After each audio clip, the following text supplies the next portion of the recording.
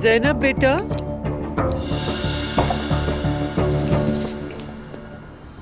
जी mummy. तुम आ गई हो? जी मम्मी, आप जाए, मैं आ रही हूँ।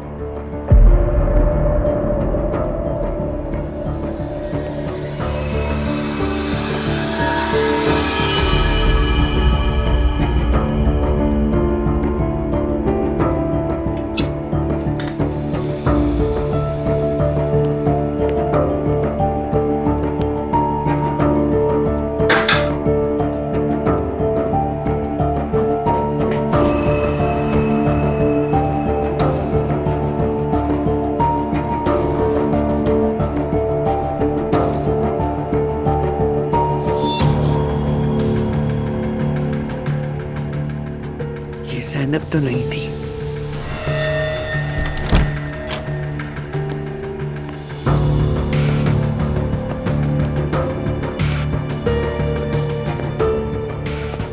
अरे वाह सुमैया साहिबा, आप उठ गई हैं?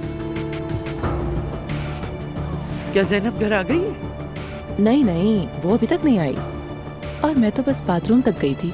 लेकिन अभी तो वो अंदर मुझसे बात कर रही थी।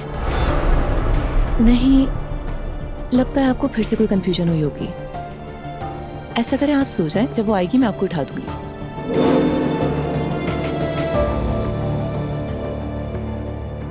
फोन पर तो तुम्हारी आवाज सुनकर मैं बहुत डर ही गई थी, इसलिए भाग कर आ गई। सब खैरियत है ना मुस्कान? हाँ, मैं अपने मसाइल बताकर तुम्हें परेशान नहीं करना चाहता। छोड़ो ये सब, ये मसला भी हल हो जाएगा। हाँ हाँ मुस्कान, मैं जानती हूँ, लेकिन फिर भी बताओ तो सही, क्या हुआ? हम इस पर कई बार बात कर चुके हैं, दोबारा वही बात नहीं दोहराना चाहता मैं। मेरे बिजनेस के हवाले से कुछ मामलात हैं, हल हो जाएंगे। ओह अल्लाह।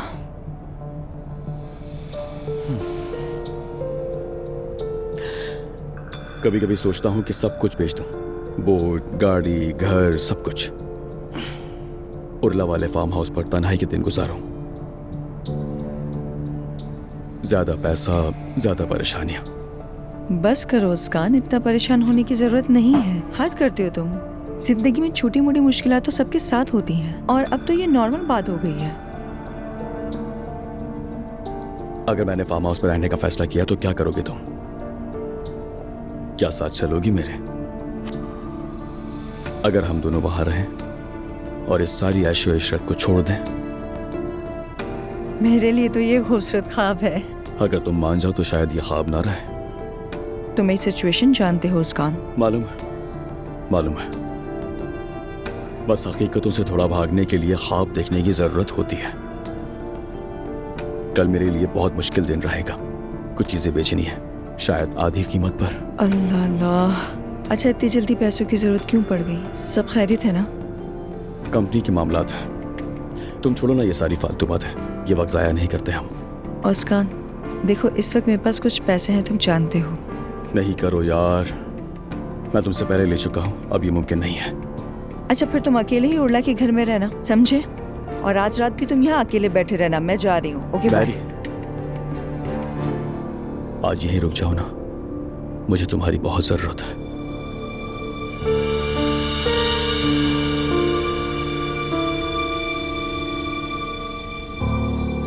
नूर, तुम्हारे घर वालों की कोई खैर खबर नहीं है क्या? जी कोई नहीं। हम सबको थोड़ा वक्त लेना चाहिए अम्मी। मुझे समझ नहीं आता, तुम्हारी माँ तो शुरू से ही फराज को पसंद करती थी, अब क्या बदल गया कि ये शादी इनके नजदीक नापसंदीदा हो गई? मैं ये सब कुछ समझ नहीं पाई। ऐसा लगता है काया ही पलट गई।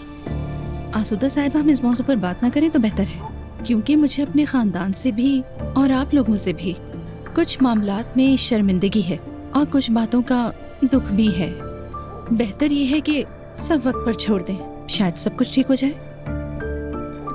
मुझे ये बात अब तक समझ में नहीं आई, तुम्हें हमसे शिकायत क्या है? बेगम, आज मैंने कंपनी में इतना काम किया कि बस उफ, एक तूफान की तरह इधर से उधर भागता रहा। अगर इसी तरह काम करता रहा तो जल्द हमें बहुत कामयाब बना दूंगा। अच्छा चलो देखते हैं फराज, तनख्वाह पे जिंदगी कैसे गुजरती है ये भी देख लो। मैंने भी काम शुरू कर दिया है, आज खत्ताती स्टार्ट कर दी है। वाह जबरदस्त। फिर दुकान कब खोल रहे हैं हम? अभी इसमें थोड़ा वक्त लगेगा।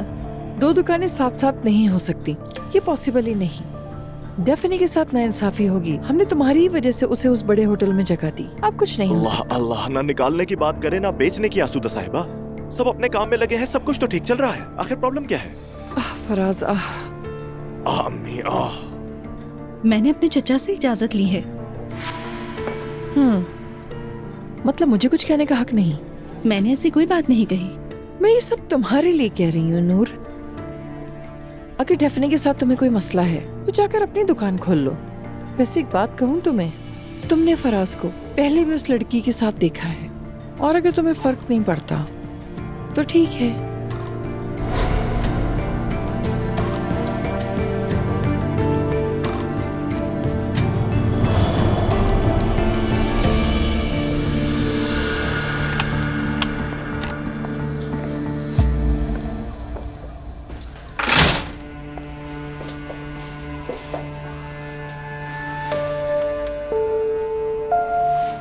Barrel,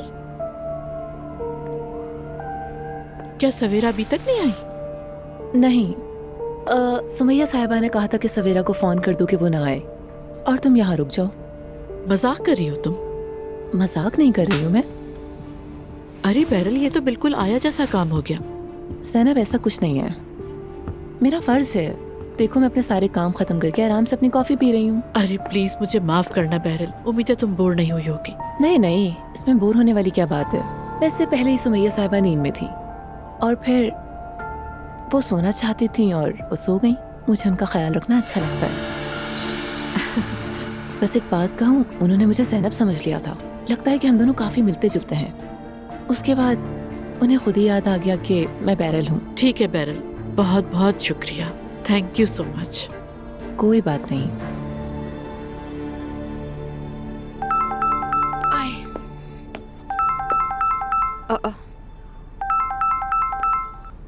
Mary?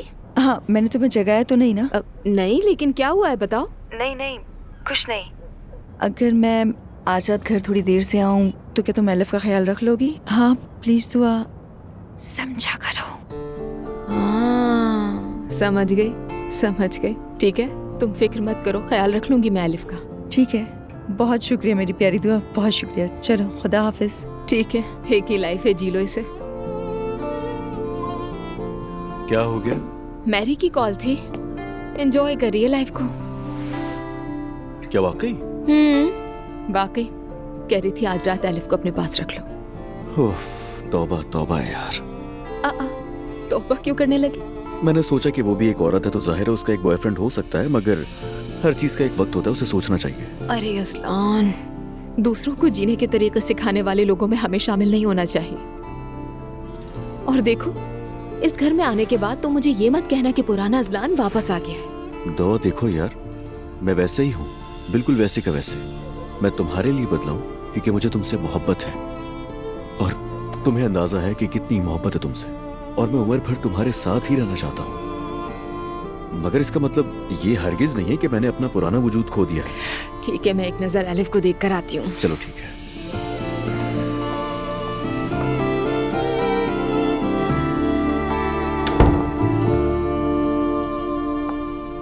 नायला, कहाँ जा रही हो? पानी लेने के लिए जा रही हूँ मुस्तफा। देखो, तुम दुआ के मामलात में मत पड़ो। तुम्हें जैसे ही कोई आवाज सुनाई देती है उठकर फौरन बाहर चली जाती है। उसके बाद तुम दोनों में झगड़ा होगा, बाद में इसका असर मुझ और अजलान पे पड़ेगा। अजलान की फिक्र करने के बजाय कभी अपनी बीवी की भी फिक्र कर लिया करो। दूसरों की वजह से मुझे समझाते समझाते तुम थक नहीं जाते?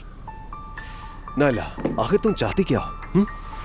क्या चाहती हो? वो गए तो तुम्हें मसला हुआ, वापस आए तो भी मसला हुआ तुम्हें। आखिर तुम उस बेचारी लड़की से इतना जल्दी क्यों? बेचारी लड़की? हाँ, अच्छा तो अब दुआ बेचारी हो गई। उन लोगों ने तुम्हारे खानदान के मर्दों के साथ जो किया ये तो उससे भी कम है। अजलान, बाबा जान, तुम्हारे साथ जो कुछ भी हुआ है वो सब उन्हीं का किया धरा है। अब इन दोनों को क्या हो गया है? अगर मैं वो सब बता दूं जो मैं जानती हूँ तो इस घर में कोई सुकून से नहीं बैठ सकेगा। मेरा मुंह मत खुलवाना तो मुस्तफा।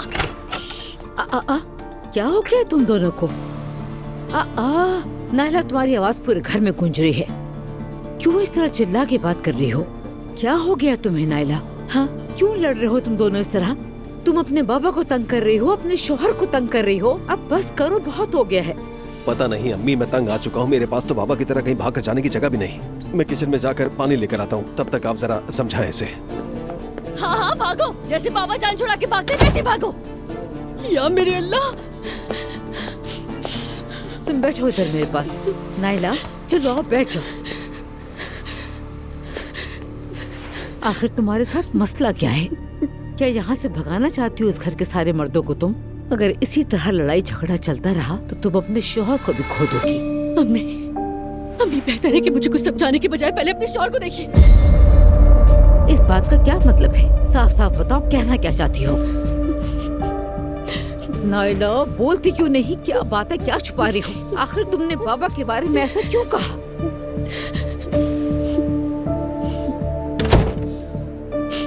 क्या आप सच सुनने के लिए वाकई तैयार हैं अम्मी? कैसा सच नाइला? मैंने आप पर तरस खाकर आपको नहीं बताया। सोचा था कि अगर आपको फिर से ऐसा कुछ पता चला तो आप खुद को नहीं संभाल पाएंगी। मैं इस घर में मौजूद सभी के बारे में सोचती हूँ और सब मुझे पर ही चढ़ दौड़ते हैं अम्मी। लेकिन अब तो ये बात मेरे गले तक आ गई है। नाइला तुम कहना क्या चाह रही हो? ठीक से बताओ मुझे। आंखें खोलिए, कहीं ऐसा ना हो देर हो जाए। मुझे कुछ कहने के बजाय बेहतर है कि अपने शौहर पर नजर रखिए। बाबा आपको धोखा दे रहे हैं। जानती है बाबा किसके लिए धोखा दे रहे हैं आपको? वो और कोई नहीं बल्कि ईशल साहिबा है।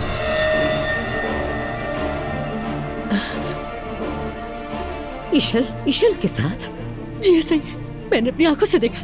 बाबा ने इनकार नहीं किया बल्कि मुझसे ये कहा कि जाओ, जिससे कहना है कह दो, मैं किसी से नहीं डरता हूँ। इस बार बाबा को किसी का भी खौफ नहीं है। उन्होंने इस बार सब कुछ अपना दांव पर लगा दिया है, सब कुछ। नहीं अम्मी, मैं कसम खाती हूँ, मैं बिल्कुल सच कह रही हूँ।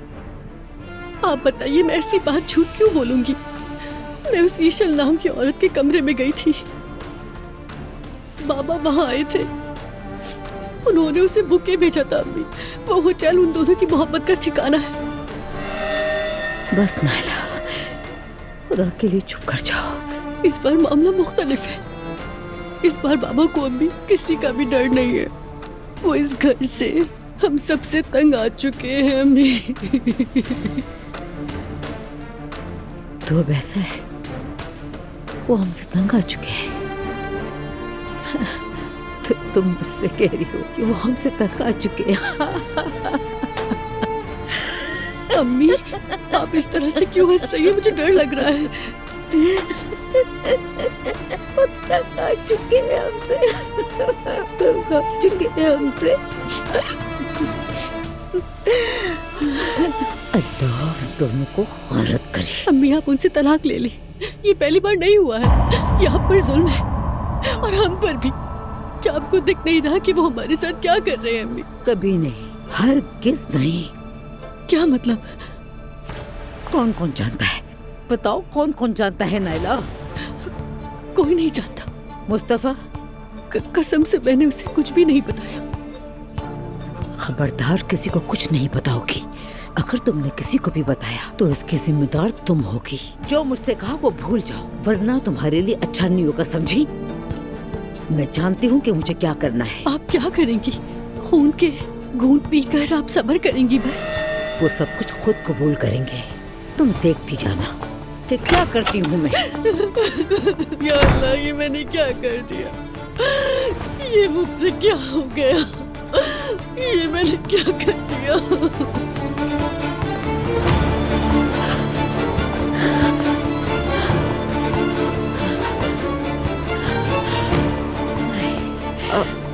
मरियम साहिबा, आप ठीक तो है ना? कुछ नहीं हुआ मुझे। मेरे सर पर जो मुसीबत आई वो तुम्हारी वजह से आई है। मैं लानत भेजती हूँ उस दिन पर जिस दिन तुम मेरे बेटे से मिली थी।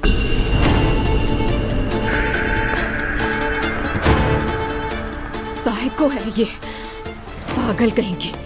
नफरत करती हूँ मैं तुम सबसे।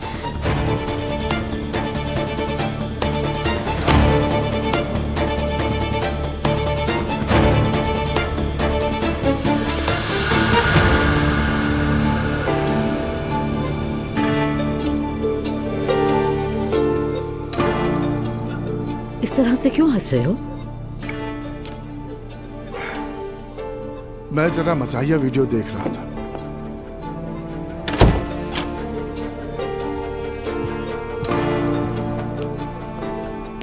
मैं नहा कर आता हूं।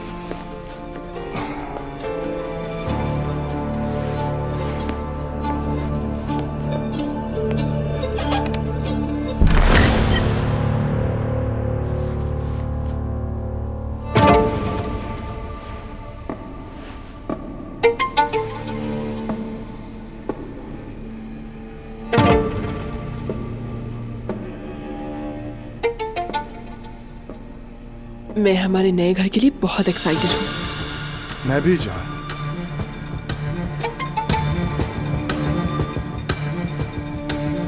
बहुत मिस कर रही हूँ, जल्दी आ जाए। रास्ते में हूँ।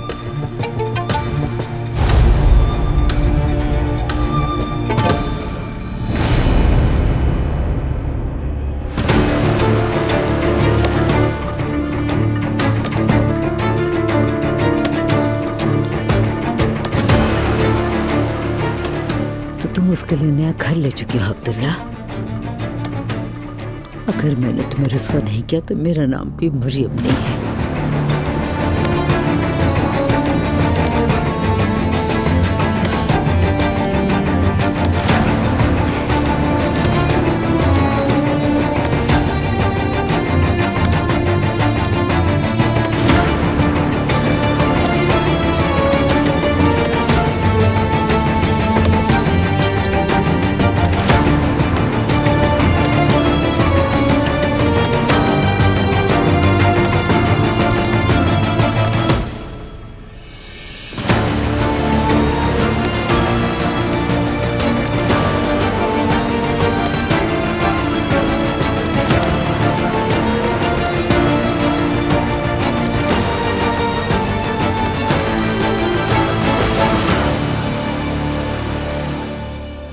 एक दिन भी सब्र नहीं हो सकता ना। देखो फिर से निकल गई तो।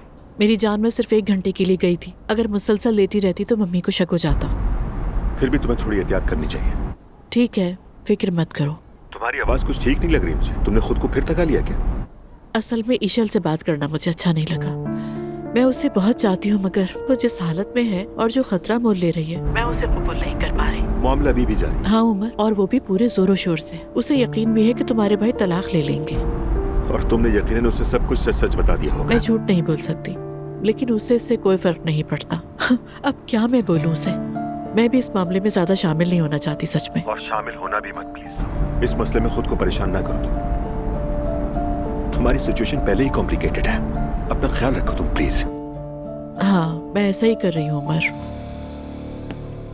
वो बिल्कुल पागल हो गई। दुआ सोच समझ कर बात करो। तुम मेरी अम्मी के बारे में बात कर रही हो, पागल हो क्या? अजलान, मैंने कुछ नहीं कहा, फिर भी सुना रही थी। बिल्कुल पहले की तरह की गलती ना होने पर भी चढ़ दौड़ती थी। यार हो सकता है वो किसी बात पर गुस्सा हो। क्या हो गया? अगर उनके साथ कोई मसला चल रहा है तो अपना गुस्सा मुझ पर निकालेंगी। मेरा ख्याल है कि तुम कुछ ज्यादा सोच रही हो। अजलान बस बहुत हो गया, अब तुम मुझे गुस्सा दिला रहे हो। तुम्हारी अम्मी पूरी तरह नार्सिसिस्ट है। जो उनकी खुशामद करे उसके साथ ठीक है, वरना किसी को भी बर्दाश्त नहीं करती वो। यार तुम्हारे पास यहाँ पर रहने के अलावा और कोई ऑप्शन है? अगर है तो ठीक है, नहीं तो चुपचाप रहती रहो यहाँ पर। हद कर दी। कर्जा लेने से पहले सोचना चाहिए था।